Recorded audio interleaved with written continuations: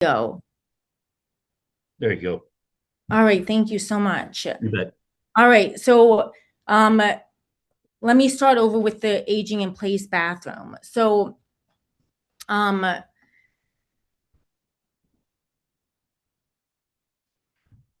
so too often when environments fail to support our changing physical needs, people begin adapting their lives around the limitations of the space, and they stop using certain rooms, they avoid activities they once enjoyed, and they become more independent on others or expend more mental energy evaluating risk in everyday tasks.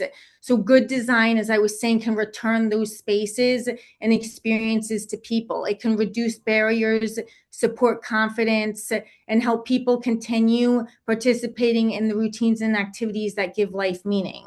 And as I was saying, I saw this in an aging in place bathroom that I recently completed for a client with impaired mobility, balance challenges, and peripheral neuropathy. While safety and accessibility were essential, I was equally committed to creating a space that felt uplifting, restorative, and beautiful. We incorporated thoughtful lighting, nature inspired materials, improved circulation, and features that supported both safety and independence. And one of the most touching things she later told me was that it had become the safest and most uplifting room in her home, and that lingering in it felt like being with a dear friend. To me, that is successful design. And many of these same principles are already influencing healthcare design. Hospitals, clinics, behavioral health facilities, and other care environments are increasingly incorporating access to natural light, views of nature, calming materials, and thoughtful acoustics, intuitive wayfinding, and human centered design strategies that help reduce anxiety and support recovery. So while safety and clinical performance remain essential, there is growing recognition that environments can play an important role in supporting both patient well being and staff resilience. For mental well being, I believe we'll see a growing attention paid to light, sensory experience, access to nature, beauty, acoustics, and environmental considerations that help regulate the nervous system. I also believe that we'll see increasing collaboration between neuroscience, architecture, psychology, public health, and urban design. And some of the most exciting research is emerging around stress regulation, circadian health, attention restoration, sensory processing, social connection, neurodiversity, and resilience. As our understanding grows, I believe that we will increasingly design for resilience, mental health, and human flourishing rather than simply reducing negative outcomes. And designers will have better tools to evaluate how environments affect human well being, not only through aesthetics and function, but through measurable impacts on health, cognition, and quality of life. Increasingly, I believe we'll evaluate buildings not only by how they look, what they cost, or how they perform, but by how they help people feel, function, connect, recover, and thrive. And what excites me particularly is seeing these principles move beyond architecture and interiors into the products that people interact with every day.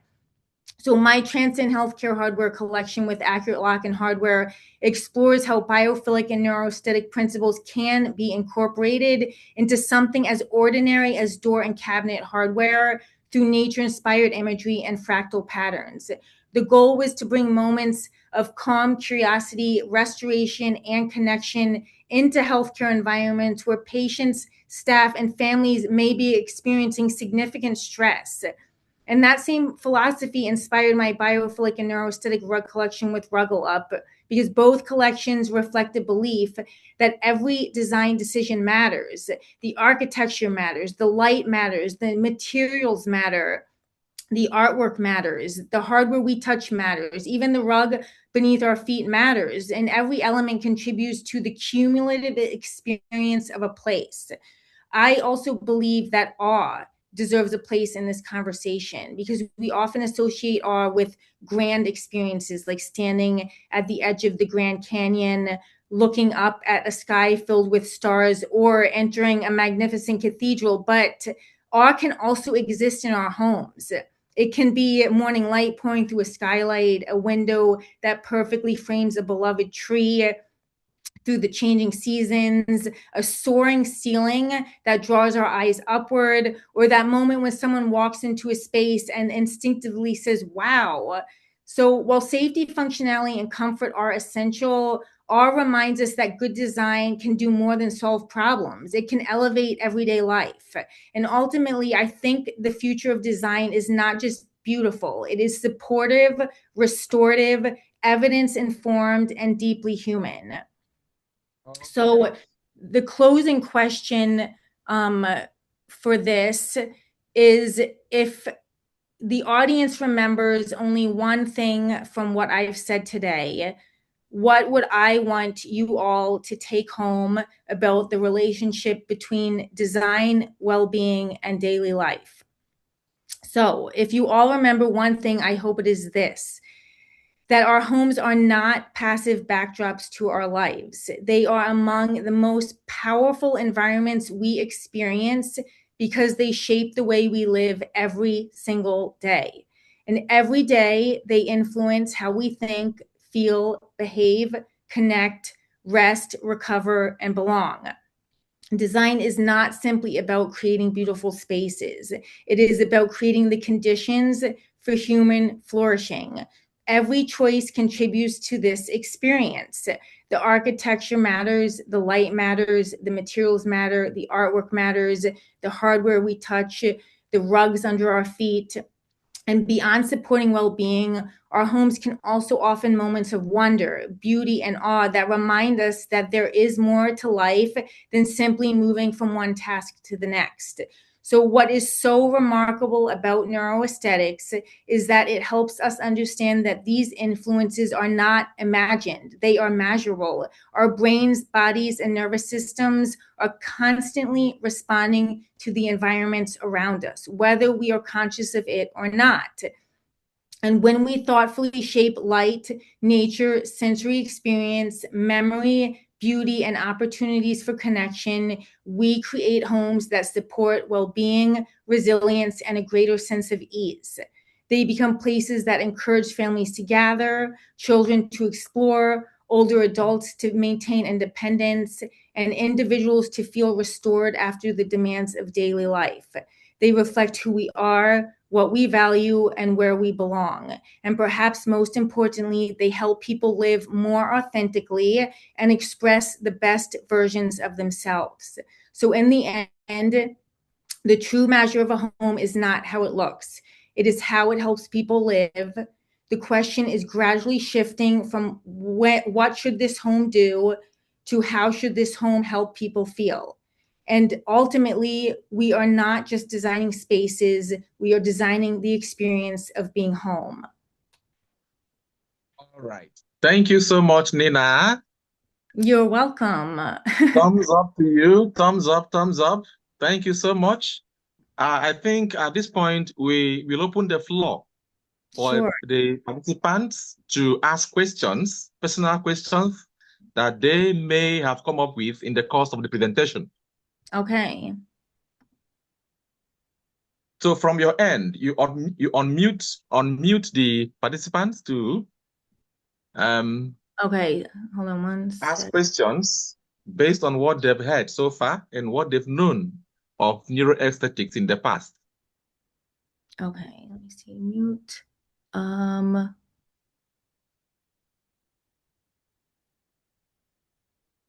Audio settings. I think each person can just unmute themselves. Oh, yeah, that's Okay. well. So. Hiya. All right. Go ahead. Hiya, Nina. Thank Go you so ahead, much for the. Louisa. Hello. Thank you Hi. so much for this wonderful presentation and for your insights. They're really meaningful to me, Thank especially you. because I work from home full time and I feel like my house is very claustrophobic sometimes. I Yes. spend a lot of time in the home, not just living, but also working. And I was wondering if you have any insights into that, into maybe catering to a working environment within the home, or yeah, Yeah. I've also had some insight into what we have here in the UK is the PASS 6463, which is a standard for designing for neurodiversity. Mm-hmm. I find that sometimes it's very plain, and I feel like you can be more playful with some of the design aspects you mentioned, the lighting, biophilic, so that it doesn't feel as clinical, if that Yeah. makes sense. Yes, no, I absolutely agree. And we can incorporate all of the principles that I mentioned in a home office, short of taking down walls and enlarging the space. Or if you lack a window, there's other ways to incorporate neuroaesthetic and biophilic design principles. For example, as I said, you could bring in plants or artwork. You can certainly make sure that the seating that you're sitting in is comfortable and supportive, but you can also incorporate, if you can't build in things like wood and stone, you can still bring in objects from nature outside, even to create kind of like a nature inspired refuge. And actually, one neat idea that I have done in a project is when we were not able to add a window to a space, we actually had a window frame, an old wood window frame, and I commissioned a nature-inspired painting and put it within the frame, and it looked like you were looking outside. So there's very clever solutions to come up with to incorporate nature, views of nature, or neuroaesthetic design principles within your home office so that it can feel more mentally restorative and more productive when you're working there. Thank you. Thank you so Oh, much. And thank you for the talk. You're okay. welcome. There are questions here on the chat. Nina, please, can you look at the chart, the general chart, Yeah, so you can address them? Yeah, so I see a question to touch on how salutogenic design is being implemented now in design. Now, salutogenesis means creating environments that help cause health and support health rather than pathogenesis, which is really just treating diseases and diagnosing them after the fact when it's kind of too late, too little too late. And a great healthcare analogy involves a river where there's a lot of people who are downstream drowning and people are trying to pull them out of the river. And then somebody walks upstream and decides to discover, why are these people falling into the river in the first place? How can we prevent that? And so if we take that and we apply it to a home, for example, how can we improve the design of the home to help cause health by, for example, including fractal patterns? I once created an entire gallery wall of tree photographs that are trees set against a blue sky, and trees are all about fractal patterns. So we can include things like that in our homes. We can also make sure that the lighting is sufficient, that we're not straining our eyes, that the materials are comfortable, that the air quality is up to standard. I see a question further down about air quality. And one way to do that is to have specialty assessments that are literally designed to evaluate the air quality in your home. But we can design it even down to like the water filtration systems we use in our homes. So salutogenic design, which is a concept espoused by Ty Farrow, who I mentioned earlier, is very important because it shifts the focus away from only ever focusing on saving people after the fact, once their stress levels have already gone up, once their environments have already caused damage that may be irreparable, and getting to the root of the cause and the design of the home from the beginning, so that design is not just life enhancing, but it can potentially be life extending as well. So Okay. Next question. Yeah, so indoor air quality and better ways to better cognitive performance.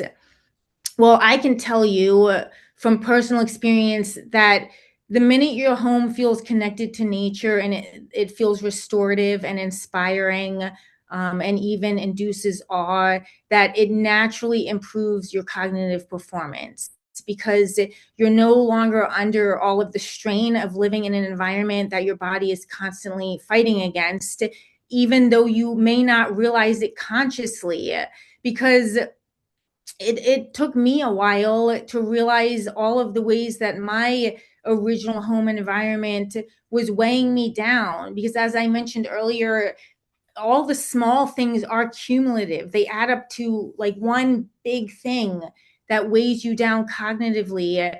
And if we can remove those things or even some of them, then we already reduce mental fatigue and we already improve cognitive performance and resilience. So that's what I would say for that. Now, any advice or recommendations to learn more about this topic within architecture? Yes. So there are a lot of books. I'm an avid book reader, and there are a lot of books by Ty Farrow, Constructing Health. There was one by Sarah Robinson, and Anjan Chatterjee, who is a leading neuroscientist, also has a book. And we can send the titles to you guys later if that's helpful. But yes, so there's a lot of books, there's a lot of research where you can continue learning more about this. And there's also organizations around the world that hold conferences. For example, I'm attending next week the Mind, Body, Space Global Symposium in Amsterdam, where the leading experts in architecture in regards to biophilic design and neuroaesthetics are all attending and giving lectures on their areas of expertise. And hopefully one day soon we will have one of those in the US. Let me see, what is another question? Nina, you forgot something. You forgot to talk about Science in Design by Mike. Oh, well, I have like endless things to say about science and design. First of all, you should all become certified because it literally changed my life. When I originally started designing, I actually didn't know what the terms biophilic and neuroaesthetic design meant. I was just doing it intuitively for years. And then one day I discovered what the term biophilic design meant in a Designer Society of America newsletter. And I thought, wow, there's, a whole science-informed, research-backed approach behind everything I've been doing. It literally matches what I have been doing for years. And so then when the science and design certification popped up on social media, I mean, I did not hesitate for 1 second to sign up for that because I could tell immediately what the value would be that I got out of it. And even then, I mean, it has far surpassed my expectations. I can't begin to tell you the ideas that have come out of it, that inform my product collaborations, the community that has come out of it, that is a big factor in my life and business today. And more than anything, it will validate what all of you guys have likely been doing intuitively for years. It will give you all of the scientific language on biophilic design and neuroaesthetics to support every decision you are making daily to improve the lives of your clients. And in doing that, they will have more trust in you and what you're doing because you have an entire community of experts behind your strategy and implementing the design in their homes. So everybody, please sign up and join our community. Yeah, I wish to acknowledge the presence of Mike. Mike is a great mentor, the founder and director of Science in Design, and he is here in this webinar. Thumbs up to you, Mike. It might interest you to know that Nina is certified by Science in Design. She trained directly under Mike, and that's what is giving her the confidence to discuss this topic so eloquently and with so much confidence because she is certified. Yes, exactly. If there are other questions, please, before we wrap up, we give some seconds. If not, then we wrap up this session. Okay, I think you've exhausted, you've done justice to every question. You've you really fed us from the well springs of your knowledge. We are so grateful. Thank you so much. Thank you, Nina. Thank you for accepting to speak at this webinar. It's the first of its kind. We look forward to having this. We will make it known when we work out the modalities. It will not stop with having Nina. We will look forward to having this from time to time to rub minds, explore, and learn together. Open our minds and see what we can do. Because as I always tell my students, the future of architecture is health architecture. We have done so much with functionality. We have done so much with forms. It is now time to look inward and understand that the built environment, the interior of any building is not neutral. It affects us negatively or positively. And as architects, we should be on the vanguard of making sure that whatever space we design would affect the would-be users positively, or at best, it will remain neutral, so that it would we do not end up designing spaces that would have adverse effect on the would-be users. We wish to also tell our participants that the Neurobiophilic Systems Laboratory is on. It's all about research that have to do with neuroarchitecture, biophilic design, healthcare architecture, and general human well-being, and then innovations and all that. We are open to collaborations. We are open to research fundings. We are open to research publication collaborations as well. So feel free. The email of the laboratory is there on the link. So feel free to get in touch with us. We will respond and work out modalities as soon as possible. Thank you, everybody. Thank you for making our time to be part of this maiden edition of this webinar. And Mike also hosts webinars every month in Science in Design. When you go through the website he just posted on the general chat, you will get to know when such webinars are being held. Once again, thank you, Nina. Thank you, everybody. See you at our next outing, which we will make known very, very soon. If you did not register, please do well. If you need the recordings, do well to drop your email on this general chat. We will send the recordings to everybody. But if you had registered before now, don't worry. The recordings will get to you. Thank you once again. And sorry for the technical glitches here and there. Thank you so much for having better next time. It was an honor. Thank you, everybody who joined. It meant a lot to me. Bye, Nina. Bye, guys. Thank you. It was such a wonderful session. Thank you. Bye.